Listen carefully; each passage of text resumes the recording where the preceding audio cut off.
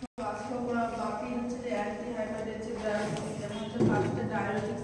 তো ডায়াবেটিস কি করে? ডায়াবেটিস হচ্ছে যে ইনসুলিন আউটপুটটা ইনক্রিজ করে, আর ফ্লুইড হচ্ছে বডি থেকে কি করে ডিক্রিজ করে। এর ফলে কি হয়? যে বিপি ডিক্রিজ হয়। তো আমরা কাদের ক্ষেত্রে আমরা এগুলো ইউজ করি? যেমন হচ্ছে কনজেস্টিভ হার্ট ফেলিয়ার পেশেন্টের ক্ষেত্রে, ইনক্রিজ আইওপি মানে ইন্ট্রাঅকুলার প্রেশার যদি ইনক্রিজ থাকে সেক্ষেত্রে, এইচটি যে হাইপারটেনশন পেশেন্টের ক্ষেত্রে বা ইডিমা এই সমস্ত পেশেন্টের ক্ষেত্রে আমরা কী করি?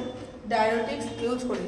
এবং হচ্ছে ডায়াবেটিক্সের ক্লাসিফিকেশন হচ্ছে 5 ধরনের হচ্ছে ডায়াবেটিক্স পাওয়া যায়। যেমন হচ্ছে অসমোটিক ডায়াবেটিক্স, যেমন হচ্ছে ম্যানিটন 20% বা হচ্ছে গ্লাইসেরল, এটা হচ্ছে ড্রাগ অফ চয়েস হচ্ছে যে ইনক্রিজ আইসিপি, যদি ইন্ট্রাক্রেনিয়াল প্রেশার ইনক্রিজ থাকে তাহলে কী করা হয়?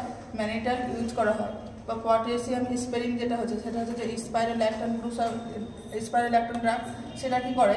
যে হাইপার ক্যালেমিয়া করে, যে পটাশিয়ামের পরিমাণটা কী করে? বাড়িয়ে দেয়।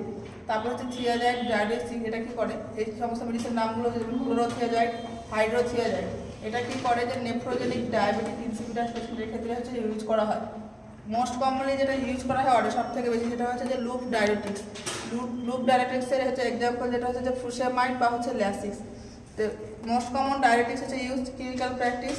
এটা সাইড এফেক্ট যেটা দেখা যায় সেটা হচ্ছে যে কি, যে আমাদের 12 ক্রেনিয়াল নার্ভ থাকে, সেক্ষেত্রে যে 8 ক্রেনিয়াল নার্ভ সেটা কী করে? ড্যামেজ করে।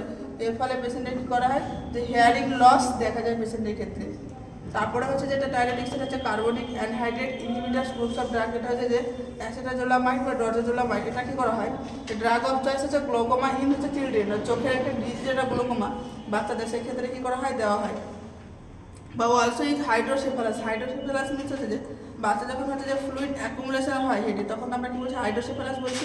এই যেটা সাইড এফেক্ট দেখা যায় সেটা হচ্ছে যে কি, লিভার ড্যামেজ দেখা যায় পেশেন্টের ক্ষেত্রে।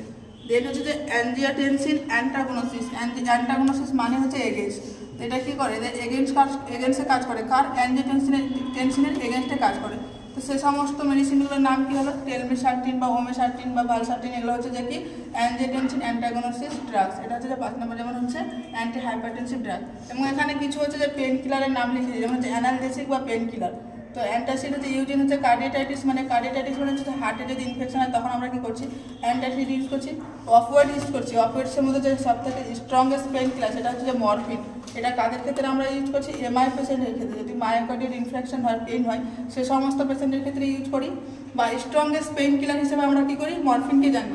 এবং স্ট্রংগেস্ট হচ্ছে NSAIDs জানি, যে কিটোল্যাক। যেটা হচ্ছে মরফিন হচ্ছে যে সাইড এফেক্ট, যেটা হচ্ছে দেখা যায় পেশেন্টের ক্ষেত্রে সব থেকে বেশি দেখা যায় নাউজিয়া, ভমিটিং। নাউজিয়া মিনস কী হচ্ছে? যে বমি ভাব আসতে পারে, বমি হচ্ছে না, বা পেশেন্টের হচ্ছে বমি হবে। এই সমস্ত কিছু হচ্ছে মরফিনের হচ্ছে যে সাইড এফেক্ট।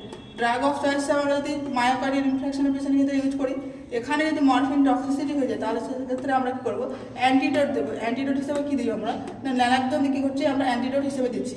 দেন হচ্ছে মরফিন টক্সিসিটি হলে সাইন সিমটম আমরা কী দেখতে পাবো পেশেন্টের ক্ষেত্রে? যে রেসপিরেটরি ডিপ্রেশন দেখতে পাবো, যে নর্মাল যা রেসপিরেশন রেট থাকে তার থেকে কমবে। ইউরিন আউটপুট হচ্ছে ডিক্রিজ হবে। কতটা ডিক্রিজ হবে?